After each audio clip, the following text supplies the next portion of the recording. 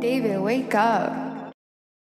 What's going on, guys? Had another amazing interview with Nunez, and he's Kobe Bryant's trainer. LeBron, Lonzo, you name it, right? So it was a really good one. A lot of good behind the scenes stories.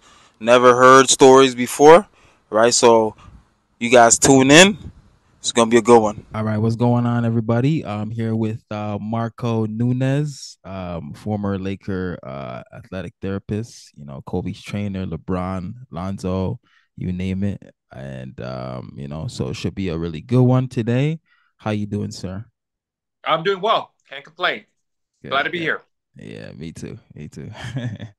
But my first question is, what made you get into athletic performance training? Um, Interesting. So when I was in, I think high school, I was interested in going into sports medicine, kind of orthopedic physician type of thing.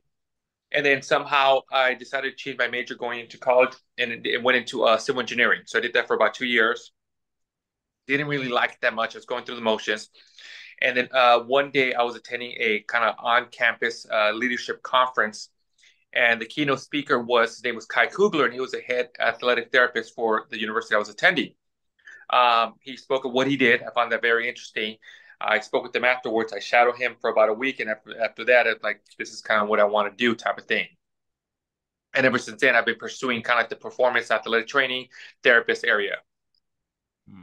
Okay, nice. So, what exactly do you do with your players or your clients? So yeah, I guess the traditional role of the athletic trainer back then when I first started, if you watch sports, whether it's NBA, NFL, or anything of that sort, and you'll tend to see this during the game when a player gets hurt, the individuals that kind of run to attend to the athletes, 99% of them are going to be athletic trainers. You'll probably have a physician there alongside with them. If you see like another person with them, they might be an assistant athletic trainer.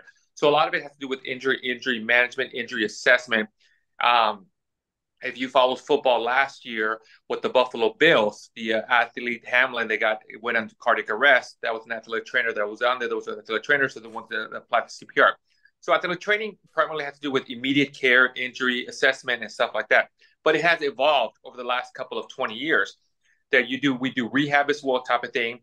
We do strength and conditioning as well. And it's gotten to the point now with all this new technology, it involves doing sports science management of the athlete. So at the end of the day, what I tell my athlete, and I call myself an athletic performance therapist, is because my job is to try to help you perform and get you back on the field, whether it's through nutrition, whether it's through strength and conditioning, whether it's through rehab, sometimes whether it's through psychology, kind of a little bit mental health, help the athlete, the mental health aspect.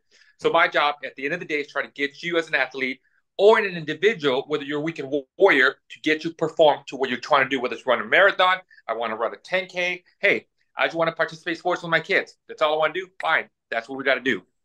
Wow, so you do all of it. So you even do the psychological part as well too, or you would send them to a psychologist. Correct. So here's the thing. I personally am not a sports psychologist, right? But when you work with athletes, there is the whole huge mental aspect of sports. You know, it's become pretty big, and I want to say it has become pretty big. It's come out to the light, so to speak. You know, it's always been there. The old traditional way of, hey, suck it up, deal with it, throw some dirt in it, and let's go, right?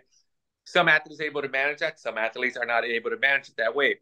So my aspect of it is sometimes there is a little bit of a psychological aspect that I have to kind of work with a player, whether it's kind of motivating the player, helping the player understand, hey, you know what, when it comes to, especially when it comes to an injury. So I'll give you a prime example. Athletes, when you go through an injury, there's a lot of negativity. There's like, hey, can I come back and play? Am I going to be able to be the same athlete that I was before? Yeah. We had an athlete, Larry Nance Jr. I don't know if you're familiar with Larry Nance. Yeah. Kid could jump out of the roof, right? He's like high up. Yeah. Well, when he joined us as a rookie, he had torn his ACL when he was at University of Wyoming, right? So he came out here. We were still kind of rehabbing. He was still clear to play, but he still has to do rehab. Well, there was one time when he was at practice, and he came and told me that he jumped really high, and he was up high, and this is like the highest that he's gotten ever since before his injury. And he told me, it's like, when I was at the Marco, when I was up there, I had to kind of like stop and say, no, wait, I got to get down. I can't be this high. I can't be this high because my knee, right? So there's the kind of the psychological aspect of it and almost a reassurance. And there's plenty of times where, like at halftime, he would feel something in his knee. He's like, "Oh, is it my ACL?" And he would run, at halftime. He would run into the training room. It's like, "Marco, check my knee, check my knee." I'm like, "Hey, Larry, you're good, right? You're good. Trust me, we're going." So that kind of psychological aspect of it, kind of motivation.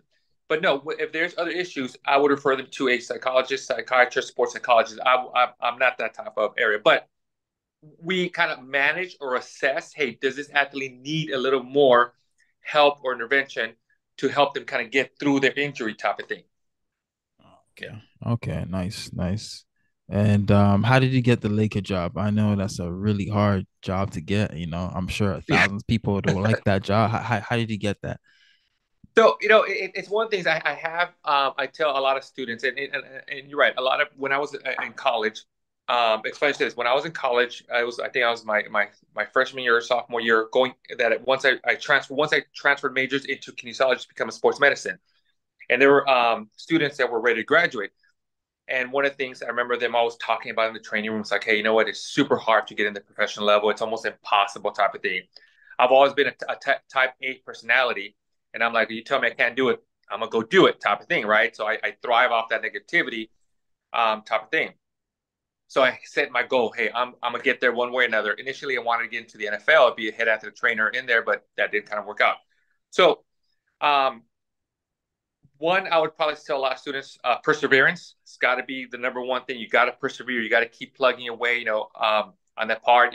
There's a little borderline between annoyance and arrogance. You kind of have to kind of be careful with, but perseverance. So the way I started is I did all the research when I first was out here. We didn't have an NFL team. We had a new team coming in called the LA Avengers. They were in a football team, so I called them up. I finally got hold of the head athletic trainer. I got in there a little bit late. He tells me, hey, you know what? We already have our interns. Wait till next year. So I waited a week. I called him up again. I tried a different angle. Hey, I just want to come in, maybe just clean your cold tubs, fill up your tape, whatever you need. It's like, no, Marco, we're good. We know we got our interns. Wait another week. Try a different angle. And I think finally my perseverance was like, hey, all right, fine. Come on in. I'll find something you can do. And after that, that's kind of, I got my foot in the door with that part. Now, the other aspect with the Lakers specifically is there's two things that I always believe in, and I tell a lot of student athletic trainers or therapists and stuff like that. One, the definition of luck, right? I have to be honest. Luck had to do a little bit with me getting in with the Lakers, but the definition of luck is when the opportunity meets your preparedness.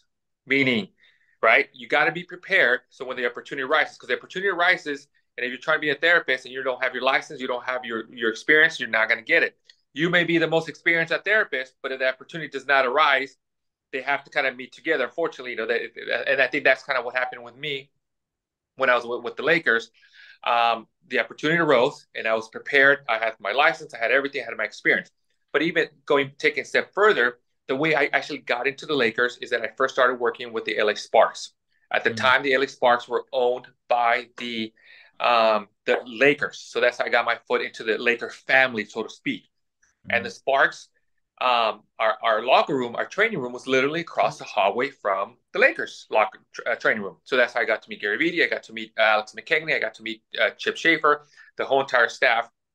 Slowly by slowly, they asked me, hey, you know what? We're going to town.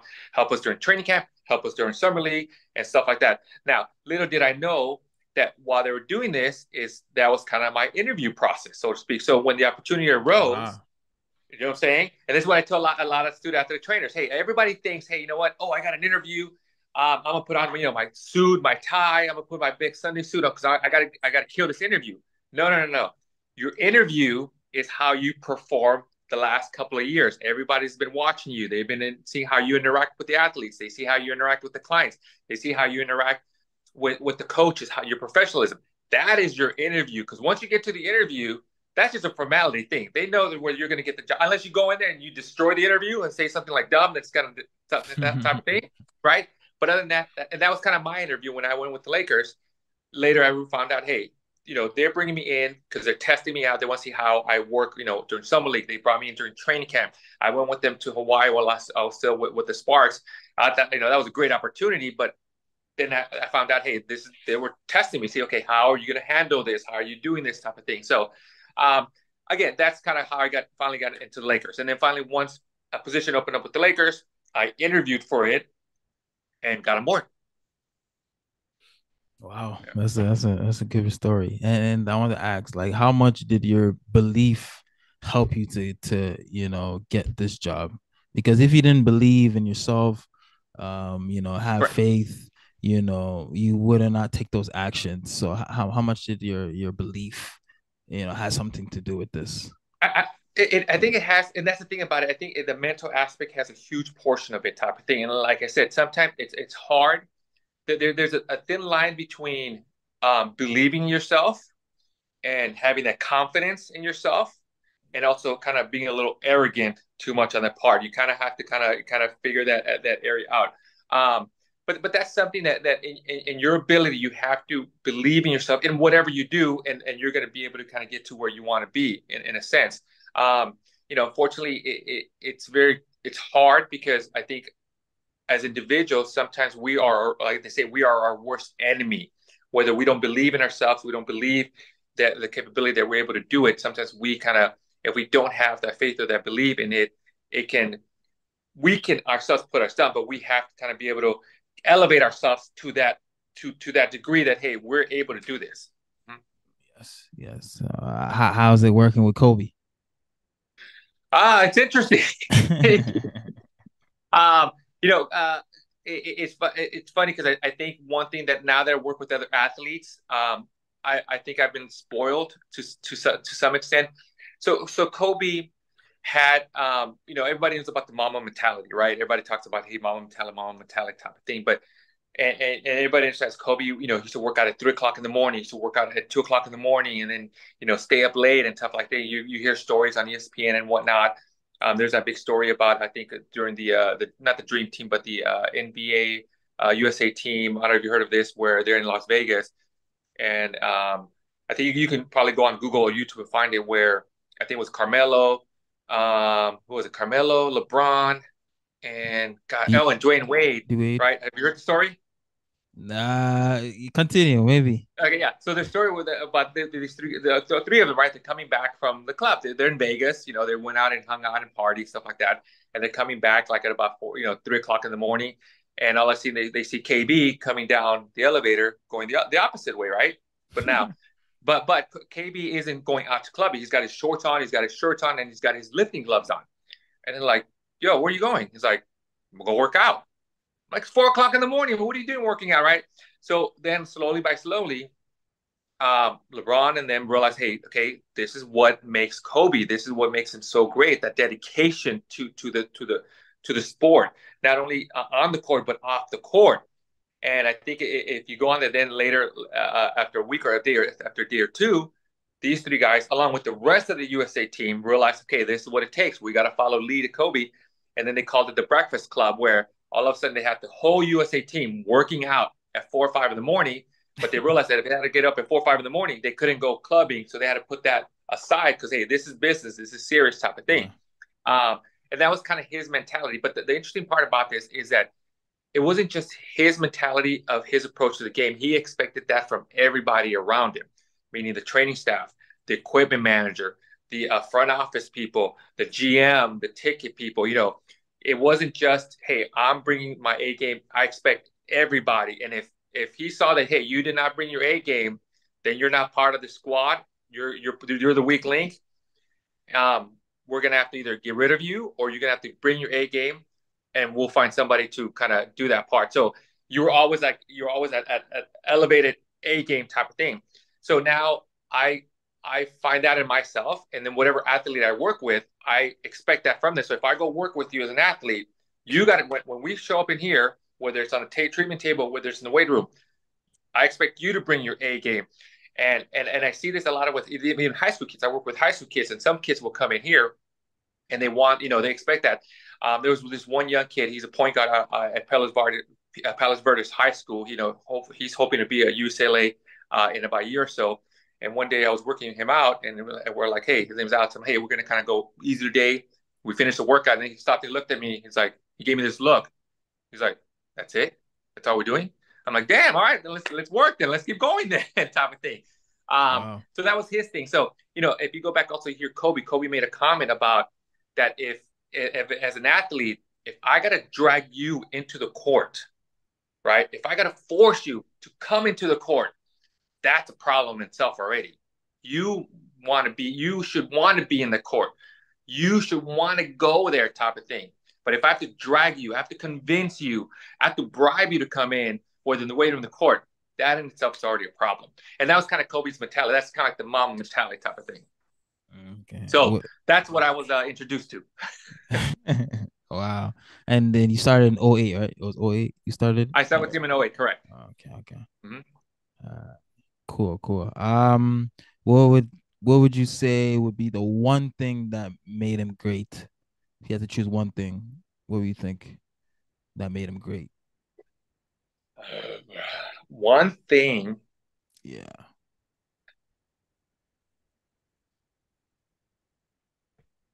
God, there's a couple of things that make him great. The first one, the one that just kind of pops in my head is feeding and using negativity as a positive reinforcement for himself. There's even a commercial. I think if you go out and see, there's a commercial out there. I don't know if a Nike did it or it was an Adidas commercial. If you look it up, where he's on the court and you see everybody like smack talking to him, Kobe this, Kobe that, Kobe this, right? And all of a sudden, he starts taking that negativity, all this, negativity from these fans, and turns it into a motivation. And the metaphor is that all of a sudden this becomes music to his ears. That you see Kobe's like, yeah, come on, now you bring up your stuff. So now you see him like as a conductor, right?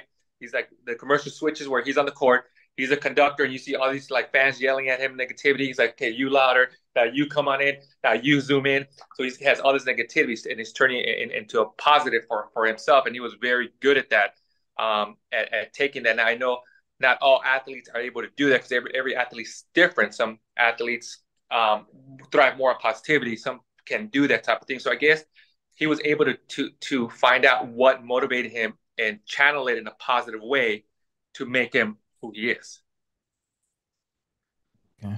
Cool. Again, goes back to the fact that he believed in himself. No matter how much negativity he got out there, he believed in himself. Yes. You can tell he's a very confident guy. Can't break his confidence. And then Kobe, fast forward, Kobe hurt his Achilles. Yep. What treatments did you give him to recover, to get him to 100%? So that's the thing with him, and the interesting part about him and his Achilles. So when he ruptured his Achilles, most athletes will kind of go through a stage of either denial or a little bit of depression, which is normal. It's expected. You go kind of through the 5 stages of grief, as they call them, right? And when he ruptured his Achilles, we took him back to the locker room. He kind of he already knew what was going on in that part. And the doctors examined him in the training room. We all examined him, and it's like, hey, you ruptured Achilles, it's going to take this. And everybody was kind of like more like trying to kind of either soothe them, be sympathetic, and kind of like, the atmosphere in the training room was a little bit sad, kind of like, somber type of things, like kind of a little bit depressed. It's almost like they say, they take the air out of the balloon, so to speak. But Kobe, on the other hand, it's almost like he went through these 5 stages like within 5-10 minutes, and then it's like, all right, we need to do the surgery tomorrow morning, 7:00. We'll see you guys there. I need to start on the road to recovery. Now, keep in mind, it's like 10 p.m. To do a surgery, you got to get the doctors, you got to get the operational room, you got to coordinate the nurses, you got to get the anesthesiologist, you got to get all these people set up. And all of a sudden, he gets up and walks out of the room. It's like, see you guys tomorrow, 7 a.m. And we all look at each other like, wait, what? What do you mean? Like who's gonna tell him no, we can't? No. Like we're looking just like, who's gonna tell him like, no, we cannot do the surgery tomorrow morning? I mean, it's impossible. We got to call everybody, but nobody did. But that was kind of like the expectation. Again, the elevation, right? And we're like, all right, everybody on the phones. I'm calling somebody. Gary's calling somebody. Everybody's calling somebody. We're calling nurses. We're calling anesthesiologists. We're calling operation rooms. We're calling like everybody and everything. And we were able to get it done. Next morning, boom, he's in the surgery room and got this rehab. He was very dedicated at his rehab. Obviously, one of the difficult part is that he also tends to travel a lot with Nike. So we had some of us had to travel with him and continue his rehab. But I mean, his dedication to come back and even be a better. This is the interesting part. He didn't want to come back and be the same athlete that he was before. He wanted to come back and be a better athlete than he was with an injury. Most athletes like, hey, I just want to be back who I used to be, right? That's usually the norm. No, his mentality like, no, I want to prove to everybody that I can be better. I can overcome this injury. Not only am I going to be the same Kobe, I'm going to be a better Kobe than even before. That was his kind of approach. Again, that was his kind of mentality, that he believed in himself, and he knew not only was he going to come back as the same Kobe, but he's going to come back as a better Kobe than even before. And that was his goal. And he expected us to help him become that better Kobe than before. Okay, nice, nice. Any other good behind the scenes Kobe stories you got? Oh, I got plenty, but there's some I can't tell you. I would steal all of yours. I would think. Let me see one. I think I tell you one that I can probably tell you. Mm, I don't know if I told you this one, but this is kind of like where I first also kind of introduced myself and one of our strength coaches, kind of what what Kobe expected from all of us, and this is kind of where I quickly learned the mono-bomb mentality type of thing. So my very first season with them, our very first road trip, we go to Denver to play the Denver Nuggets, right? And we always travel the night before, and we land in Denver. And everybody goes to dinner. They grab whatever, but Kobe goes to the arena to go shoot, right? And then he comes back to the What year hotel. is And then we this? get What year is this? my first year. Oh wait, very Oh, first wait. year. Okay, okay. Yeah, this is my first year officially with them. My first trip with them. Like this is my first travel trip. We go to Denver. And he comes back to the hotel, and we get a call from his head of security. He said, "Hey, Kobe wants a cold tub, right? Because he just worked out. He wants to recover." And we're like, "Wait a minute. We're traveling, and when I talk about cold tubs, if you're familiar with the cold tubs, like those big metal tins, right? Have you ever seen those big metal ones? I mean, no one travels with them. They're big metal, things. Yeah. So we're like, okay, well, we don't travel with them, but maybe we can put some ice in the bath, and kind of we're trying to kind of figure out how to do this. It's like, no. He wants a cold tub. So we're on the phone back and forth, and we're trying to kind of tell his head of security, like, hey, well, we don't travel with him. I'm like, where am I going to get one? It's like 11 p.m. at night already because he just finished working out. It's not like we can call a rehab clinic or anything like that. And we're going back and forth, the conversation. And you can see, I guess Kobe was in the room, and all of a sudden, the phone goes silent. Kobe picks up the phone, and he tells us, I don't care how rough the waters are. Just tell me when the boat gets in. Hangs up. Right? So then we're like, okay. So now we start scrambling. Okay, what are we gonna do? Luckily, one of our coworkers knew the athletic trainer from the University of Colorado. So we call her up. Like, her name was Becky. I'm like, Becky, we need a huge favor. We'll get you tickets to tomorrow's game. We'll get you something. I need you to come to the University of Colorado. I need you to open up your training room. We need the cold tub. She's like, Marco, it's 11 o'clock at night. I'm like, what the? So we finally convinced her. I'm like, we'll take you to dinner next time. Steak, whatever you want. We got to get this done. So finally she came over. She opened it up. Kobe wanted to get the cold tub. He went back to the hotel, did his thing, and played the next game. But his story, what I learned is, like, again, that is the standard. He expects everybody to elevate their game. My job as the athletic therapist was to help him perform on the court. And if this means getting a cold tub for him, I have to do my job. Just like Phil Jackson, if there's a timeout, we're done by 2. He's got to run a play that's going to help us get those 2 points. Everybody's got to do their job on that part. And that's the one thing I learned. That was my first road trip, my first year, what I learned. Hey, this is what it takes, not only to work at the professional level, but to work with somebody like Kobe, especially like Kobe. Nice. And during the time that they're winning the championship, 09, 010, Andrew Bynum was on the team, but he was hurt a lot. What was his situation? What was wrong with him? No, but Bynum was a great kid. His anthrometrics, his height, his measurements, everything, his reach, everything was just off the roof and on paper really great. Unfortunately, I think one of his biggest issues is his lower extremity, meaning his legs, his strength, his mechanics. were always a little bit off, and I think those are some of the issues that we had to kind of deal with him. And I think a lot of his injuries were knee issues. He was a big guy, a lot of pounding type of thing.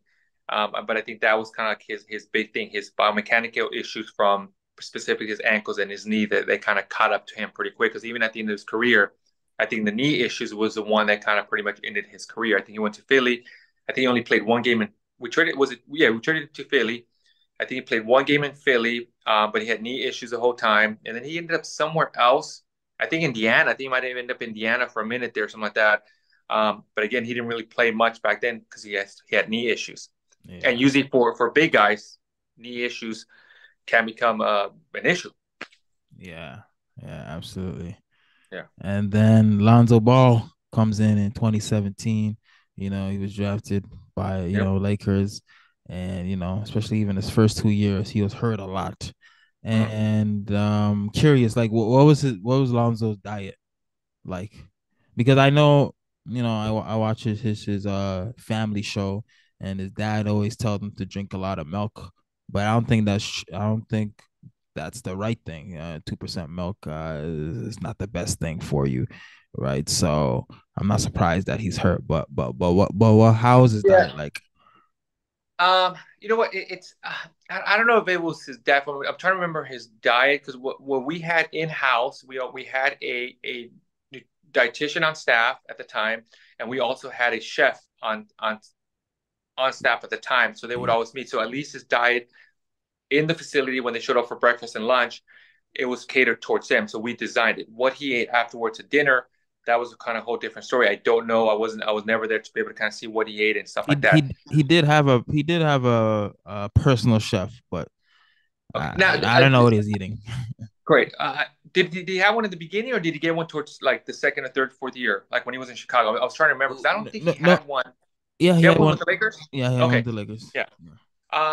No, I think with him, some of the issues is that, and here's the problem nowadays with NBA is that we get a lot of young kids, and a lot of these young kids have been playing basketball for like since they're 9, 8 years old already. It wasn't like back in the day when you would get a new draft pick and they were like 20 years old, 21, and they've only been playing for about 4 years, maybe 6 years, a little bit high school, a little bit junior high. Now young kids are playing when they're 4 or 5. Their parents start them up that young.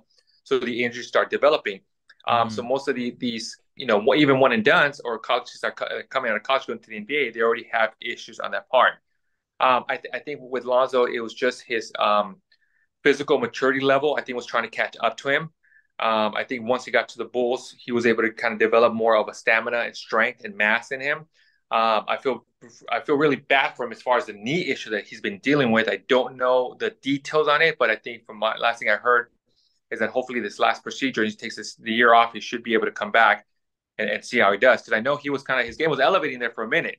And then his knee issue kind of kicked in. And I was looking forward to see what the Bulls, because the Bulls were like, they were climbing with Levine. They were like number one, number two when he got injured in the East. So they were true contenders for the East.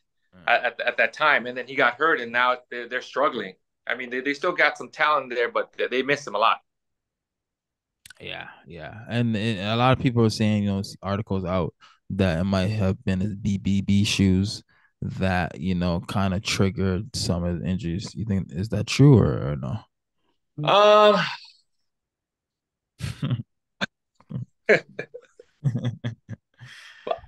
Put it this way: from what I remember, the BB shoes weren't the best.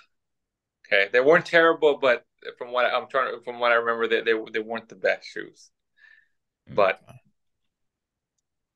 okay, we'll leave it at that. Fair enough. Okay. Okay. My next question is: did he have to deal with Lonzo Ball's dad, or not? He kind of surprisingly, no. He kind of stayed out. I think management and ownership kind of dealt with him a little bit. I never spoke with him. I don't remember ever speaking with them or interacting with them whatsoever. Okay. And then, Lakers signed LeBron in 2018. And how is it working with LeBron? He was great. Great guy, nice guy. Definitely a hard worker. But everybody asks me if I'm a Kobe LeBron fan and working with them. I think, like I said, I got spoiled with Kobe. I think I'm always going to be a Kobe fan, just like back in the day, people had to decide between Kobe and Shaq. I never had the opportunity to work with Shaq, but between Kobe and LeBron, I'll probably say I'm a diehard Kobe. Okay. I guess that was one of my questions. I wanted to say that for last. Oh, my bad. But you said you like Kobe more. Who's better though, Kobe or LeBron? Okay, so the, okay, so it's not who's better, so to speak. So Kobe had this question one time, and I remember we were discussing it in the training room, and he asked, if you make up a team, here's the question: if you're in the middle of a battle war, and you're stuck in the trenches, right? You're stuck in there, and you only have a group of people, and see this whole entire army coming at you. Okay, do you want like soldiers, like, do you want the best sniper in there with you? Do you want the best, like he or she's like the number one out of everybody in your country, or you want also he or she's the best shooter, period? Or do you want people that may not be the best, but they have the best heart, and they're going to stay there with you, and they're going to fight to the end, type of thing, right? And he always said, well, his argument was, I want people that are going to fight with me to the end, and we're going to battle this out. Because I don't care if you're not the best shooter, but if you're going to stay with me and go in the park. So Kobe was never the best shooter. Like, if you think of Kobe, he was never like the best, the number one. When you think of him, like, if I ask you, if you think who's the best passer, odds are you're not going to think Kobe. When I ask you who's the best shooter, odds are you're not going to think of Kobe. If I say who's the best dunker, odds are you're not going to think of Kobe, right? He was never like Ray Allen, right off the bat, best shooter. Passer, you're going to think Steve Nash right off the bat, right? Steve Nash is up there, maybe AI type of thing, right off the bat, right? Dunkers, I mean, what the guy that was he was with Toronto. He got drafted to Toronto. DeMar DeRozan. No. Oh. North Carolina. I mean, he Vince could fly. Carter. Sorry, Vince Carter, right? When you think of dunking, Vince Carter was like dunker, right? Zach Levine. But he had, like, that's what I think what made him so great, Kobe, is that he had that heart, that dedication, that hard working, that even though I'm going to do it. Now, if you look at Kobe, I think he has a tattoo. He has a lion on the side. And I think one time I asked him, like, why? And he told me, it's like, hey, when you think the lion's known as the king of the jungle, right? But if you think about it, he's not the fastest animal out there, right? Like the cheetah. It's not the tallest animal. It's not the strongest animal. You got the elephant, you got other ones, it's not the most poisonous animal. So why is this animal that's is not ranked number one at any level, yet considered the king of the jungle? And he's like, because the lion's considered the most smartest animal out there and the most hardworking animal out there. And that's kind of like what Kobe takes it. So when you ask me if what I see LeBron and Kobe now, I only spent, I think, 1 or 2 years with LeBron, so I never had the opportunity to actually see that. And like I said, I think I'm spoiled with Kobe because I saw that over and over and over again. Like I tell people, if we're on the court and we're down by 20 and Kobe's on the court, I'm chilling. I'm good. Kobe's going to take over this game. Like he gave me that confidence that, hey, he's going to take over the game right now. So I'm not worried. With other players, I don't know. Wow. Okay. I'm glad you said Kobe because I believe Kobe's better than LeBron, but I agree. Yeah. We digress. How is LeBron's diet as he gets older? He spends about $1 million a year on he does himself. The one thing I will give LeBron credit, and I think this is one of the issues that a lot of athletes have, is that they wait or when they get into the league, they think they're still invincible. They feel, hey, you know what? I'm gonna have a long career. I don't have to do anything. I haven't done anything. Most athletes, when you're young, you just get out of bed, boom, go play your game. You're set. Go to McDonald's, grab a meal. You're done. But as once you're in the pro league, we had a kid that we drafted out of UCLA, and I remember when we came in, I sat with him. Hey, we need to do this. We need to do pre-activity. We need to get you right. We need to do mobility. He's like, no, I'm good. Three years into his career, he came up to me. It's like, yo, Marco, I should have started this when you told me. It's like I've only been 3 years. My body, I feel like I've been in the league for like 12 years already. His body's already starting to kind of wear down. But I will give LeBron credit for that. He understands that. He understands what it needs to take his nutrition, his recovery. I think he's known for his recovery, and I think that's one of the areas that a lot of athletes kind of neglect. Your recovery process, and that includes your nutrition, that includes hydration, that includes sleep. Sleep is probably the number one recovery method. Normatec units, anything that's fireflies, anything like that. And I know, like you mentioned, LeBron does spend a lot of money on nutrition and recovery, but he also sees the importance of how it helps his body and helps him perform, type of thing. So he's great at that. I think he's the other one that I remember with the Lakers that kind of did that was Derek Fisher. He would be the first one well, with the exception of Kobe, he would be the first one in the training room and the last one to leave the training room. But he came in because he knew he needed us to do his flexibility, his mobility, his activation. And then afterwards, he would come down and do his recovery in there as well. He would always be the last one to leave. So he understood that as well. Okay. I mean, Derek Fisher had a long career too, so he did. I mean, and that's the thing about it. A lot of people don't realize Derek Fisher's got 5 rings too, just like KB. Yeah. And then I believe LeBron got hurt his first year hit with his groin. Right.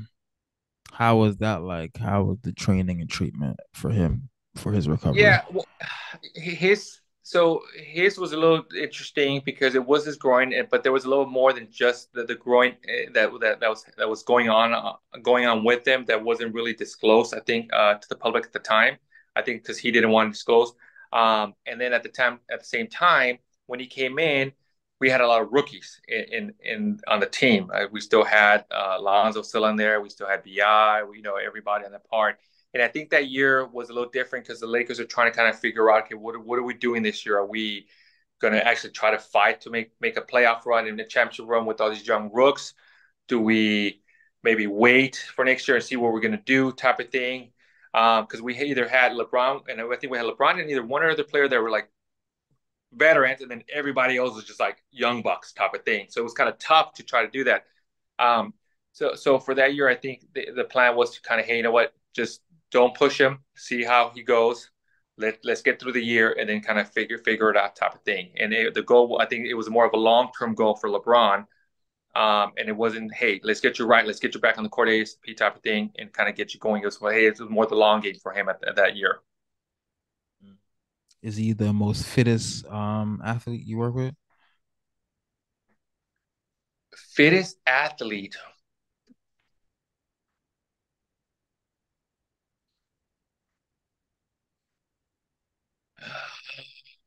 Don't know. As far as you talking about fit, as far as athletic, or you talking about fit like in shape? Both. Okay, I would say in shape. Okay, so athletic wise, yes. I like one thing. The argument that in favor of LeBron is that he's probably one of the most athletic athletes, meaning he could probably play any position on the court. I think Magic Johnson was like the other guy that I remember. He also played the 5 at one time and played the 4. But I think overall, athletic wise, LeBron is just like a monster. He's a beast when it comes to his fit, his size, his mobility, his speed. Overall, he's like I said, he's not the fastest guy, and he doesn't have the big hop. But athletic wise, he's one of the best athletes, I think, in basketball that I've seen. Mm-hmm. Shape wise, fit wise, I don't know. The first person, it's funny. The first person that comes into my mind is, and here's the thing about it. Some of this talent is genetic wise. So I'll give you an example. Shannon Brown. You remember Shannon Brown? Yeah. Okay. Shannon Brown. Kid flies. I mean, doesn't jump. He flies. Right? You remember that? The one day I asked him, I'm like, "Show Shannon, like when you were young, like, and hopefully this doesn't, what's the word? Doesn't dissuade athletes that they're listening to this to not work out."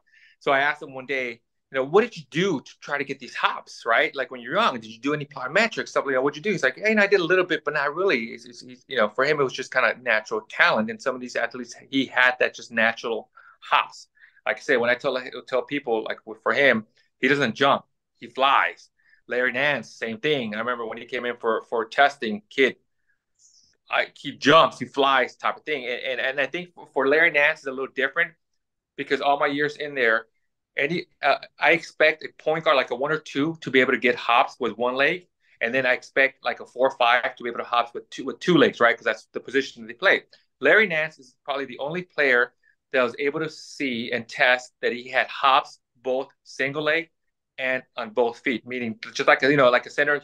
A center usually just plants down with their feet and they jump up with both hands and they dunk it, type of thing. Once in a while they get like a one hand type of thing, and then point guards, they're the ones that are coming in like full speed, leap off one leg, like off the free throw line, and they fly and they dunk.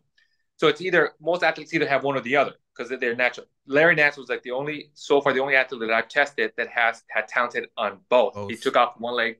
Yeah, both. He was able to take off and fly one leg, and he was able to get hops on both feet, type of thing. As a matter of fact, I think when I tested him, I had to stop the test because I thought I did something wrong. I did something wrong. I'm like, that's impossible. You cannot have both.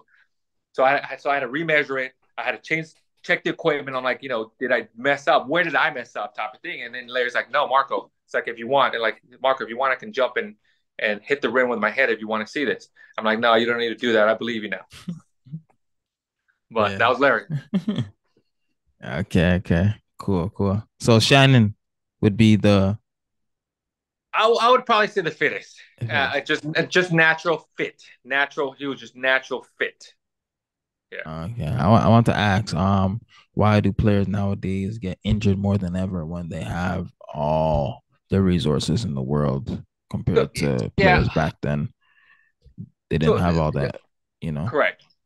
So here's the one. I think one of the biggest issues, and this is just my theory right now. Okay, if you look in the '80s, basketball was a little bit of a slower pace game, meaning, they inbounded the ball. The point guard kind of slowly would bring the ball. Everybody would get to their positions, the center, the power forward, and then they would run the play, right?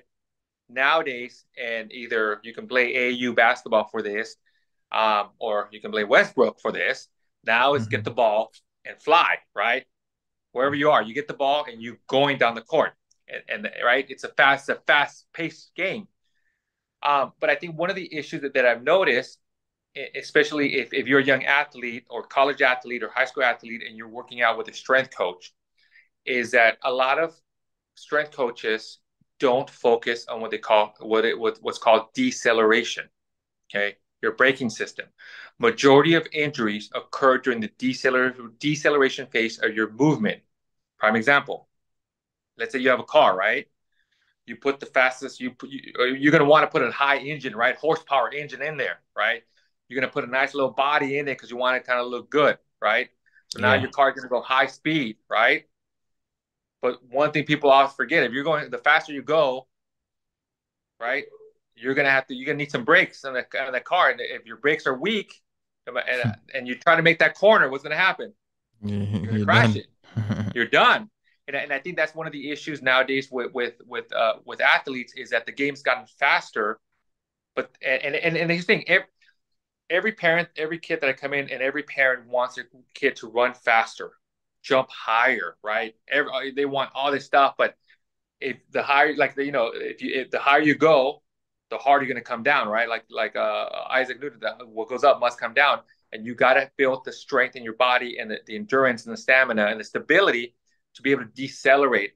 And if you look at most of these injuries are in the NBA or any sport is caused during the deceleration phase where you have to stop, gather yourself, and move again, type of thing.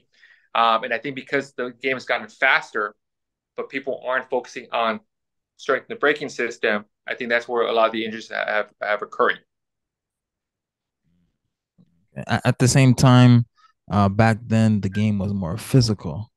So how come they didn't get hurt as much as now? The game is not as physical as now.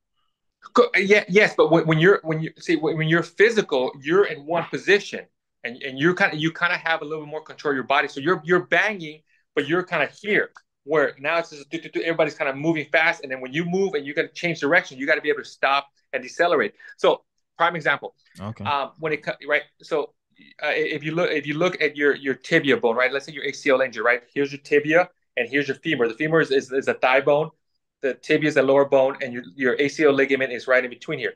Every time you stop, that tibia bone shifts forward, shifts forward, shifts forward. That's the natural job. And every time it shifts forward, it puts pressure on the ACL. If you don't have the strength, and here's the thing, let me rephrase that. It's not the strength that you have to build, because being strong and being able to squat 400 or 500 pounds does not mean that you're gonna it's not gonna mean that you're not gonna get injured. What it is you have to train your body and train those muscles to be able to activate when you need them activated, and be able to hold you and keep you stable and be able to move and fire. And like, it's almost like a light switch. You should be able to turn on the muscle, turn it on, turn it off, turn it on, turn it off, turn it off, because you're moving so fast, right? And if you don't train the muscle to do that, then that's when the injuries occur. Versus when you're strong and you're right. This is more, back then it was physical and the people were banging, but it was more kind of like in one position. Now it's like you're flying. I mean, look if you go look at Steph Curry, how, and you look at him when he's moving, kids moving all over the court. Like, what was the last time you saw back in the 80s when the point guard was moving that much? The point guard used to just bring the ball over, pass it one, maybe go one side, pass it here, pass to the center. They would post up, done, or they shoot it. Steph Curry's like, dude, if you look at him, when he comes down, he passes, goes to the corner, comes to this side, comes back up, comes here. I mean, he's moving everybody's moving nowadays. So it's more of a movement game, where before it's more of a, I would say back in the day, was more of a post-up game. And I think that's the reason why the center is the center position is no longer there, because you don't post up that much like back in the day. Back in the days, you needed a center, because you throw in the ball, the center would post up, do dunk, right, or lay it up type thing. Now it's more layups, shoots. Again, I don't know if we want to play AAU for it, but that's the way it works now. What can we do to avoid injuries? I would probably say work on the deceleration, both landing mechanics and slowing down and change of direction type of thing. And it's not just about getting in the weight room and being strong and being able to squat and bench press 300 pounds or squat 300 pounds, but understanding how to be able to function in that environment. Okay, and now you have your own business. Now you have your athletic center, right? I think it's Evolve, right? Correct. Evolve Athletic Performance. Okay, can you tell us about that? Yeah, so it's I both have a facility, but majority of my clients are, I guess, what you call concierge, both athletes and private clients, where I go to them and I work with them. So I work with a couple of NFL athletes that I fly on a regular basis over to their city and work with them while they're there, or during the summer they'll come out here in LA and I work with them while they're out here. I also work with a lot of high school athletes and collegiate athletes, both on a rehab issue or just strength and conditioning. So if we have an athlete that's having issues with a shoulder, knee issues, tendonitis issues, they'll come see me to not only try to rehab, but also try to correct those issues. Because what happens is that majority of these chronic injuries it's not just going to happen, it's going to go away. Oftentimes there's what we call a compensatory pattern. Something's going on in your body that's creating this issue, and we got to solve it and then address those issues. Because if we don't address it, for example, the prime example I'll give everybody is that if you take a wooden stick, right, and you bend the stick's gonna kind of break or crack in the middle, right? And most people are like, oh, let's fix that, let's put tape, let's put ice on that part. But that's not what's causing the issue. The issue is the pressure that's being applied at the very end. It's not until you find out what's being applied and you release it, then that is going to kind of get fixed on its own. So that's kind of my job when most people come see me. Once they've gone and seen other people and they can't get that issue fixed. So my job is try to figure out, okay, where are those compensatory patterns are? Let's address them and get you better. And most, knock on wood, so far, most athletes, people that I've worked with, we've been able to resolve it, and then they've gotten better. What made you start your own business? So we're working for the Lakers or any professional team. It's and I think a lot of athletic trainers or therapists don't understand that until they get there. Is the hours are very grueling. Okay, you work long hours. You're with the team anywhere they go, you kind of go type of thing. So prime example, when even on a home game, if we were at home, we were playing Staples Center, my day would normally begin at 7:30 in the morning. I'd get there 7:30 in the morning, and I'd be gone the whole day because we would have shoot around. Then we would have, I'm sorry, we would have treatments in the morning, shoot around, post shoot around treatments. Then I would go to Staples Center, start setting up. Players would start arriving around 3:30, start getting ready for the game. The game would start about 7:30, 7 o'clock. Then after the game, we would do post game to rehab. And normally, and then I would have to do paperwork. So normally I wouldn't leave Staples Center till maybe about midnight or 1 o'clock in the morning. Whoa. And that's a home game. Wow. Exactly. So that's a home game. So even though we're at home, I'm not in my home, so to speak. So Wow. yeah, exactly. So the hours are very grueling. And especially if you have a family, it takes away from time with them, stuff like that. So I think I got to a point where, hey, I need to move on, and the skills and what what I knew and what I wanted to do, I wanted to kind of take it. So basically, what I do is I've taken what I normally do in the training room, and now I apply it in the outside environment with other individuals. And a lot of athletes and even private clients, celebrity CEOs, they kind of want that same treatment. They want to feel fit. They want to be healthy. And most of my older clients are previous athletes, so they kind of understand that whole concept, and they want to continue applying it because they still want to be able to compete. They still want to be those weekend warriors. They still want to be active, and stuff like that. And that's who my clientele tends to be. Any advice for anybody who's starting a business in that industry? Um,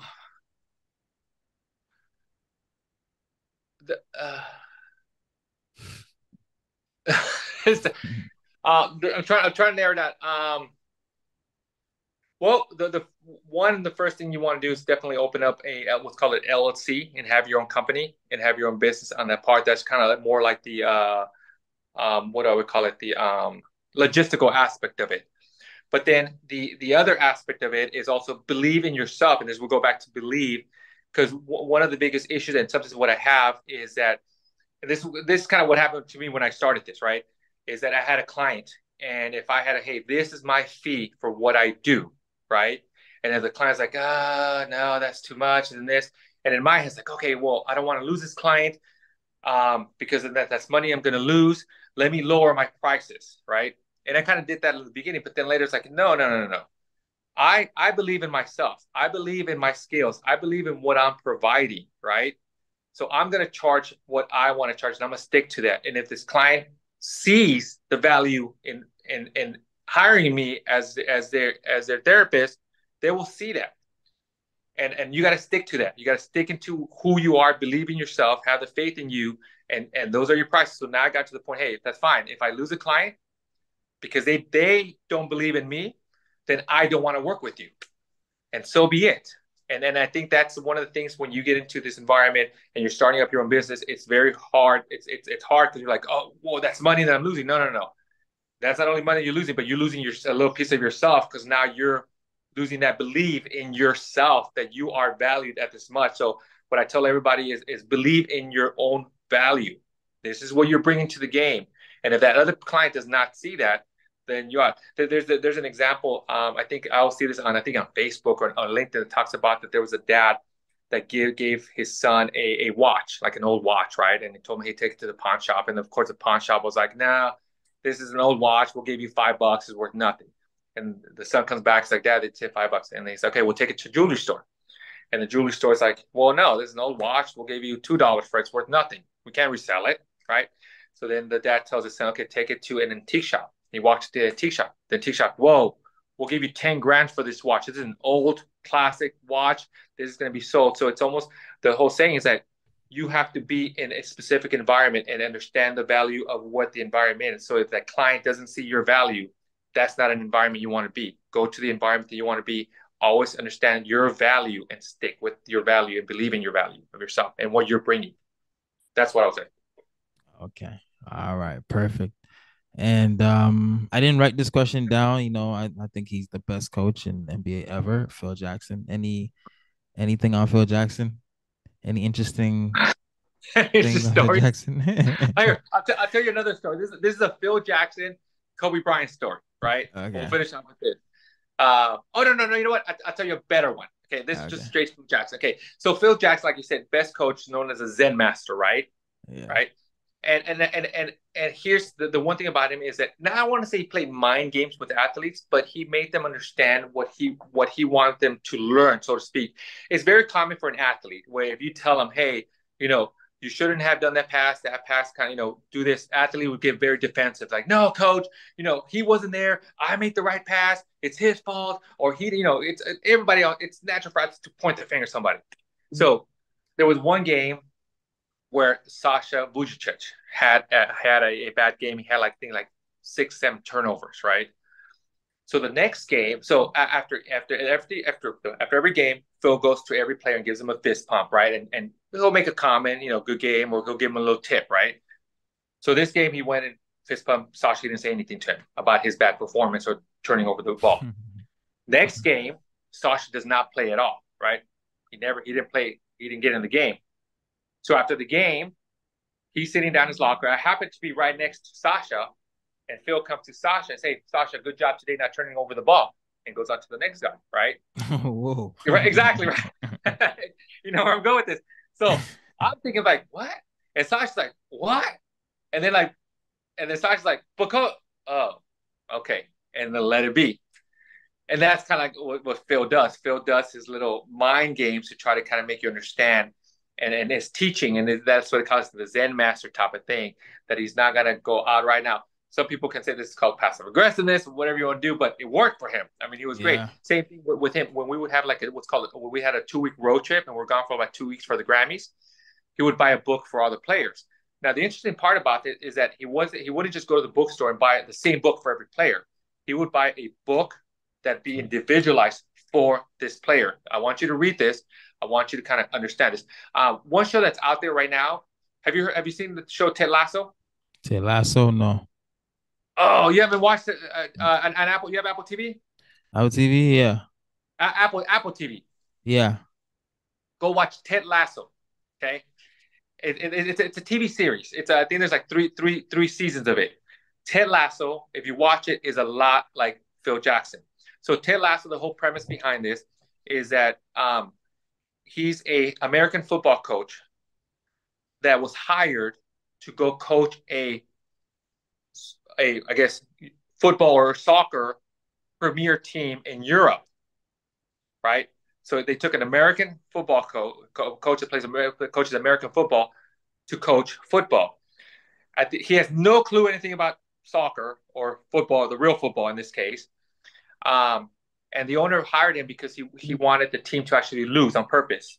But what he does, he teaches the athletes to believe in themselves in different manners, and he always has different sayings and stuff like that for them. And at the end of, and I'm not going to spoil it, but it's a good ending, put it that way. And when I'm watching this, it reminds me of a lot of Phil Jackson. So if you have a minute, or any of you reviewers, tell us. And in general, I think any athlete that's listening to this podcast should go watch Ted Lasso, because the one premise behind it, when you think of a coach nowadays, the definition of a coach, it's kind of lost. And what I'm saying is that when you think of a coach, you think of somebody that, hey, I need you to teach me the X's and O's, right? But it's not just the X's and O's. A coach should be able to teach you how to be a better person on the court and off the court, right? How to be able to work as a teammate, how to have the chemistry.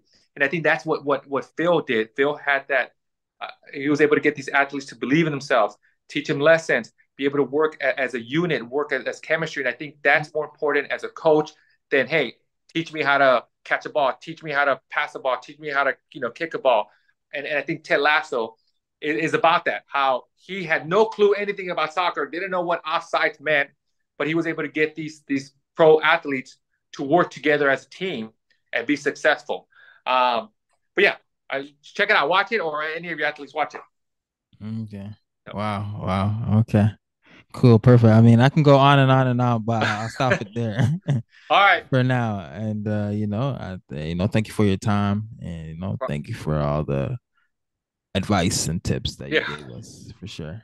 All right. No problem. Glad to be here. All right. Thank you so much.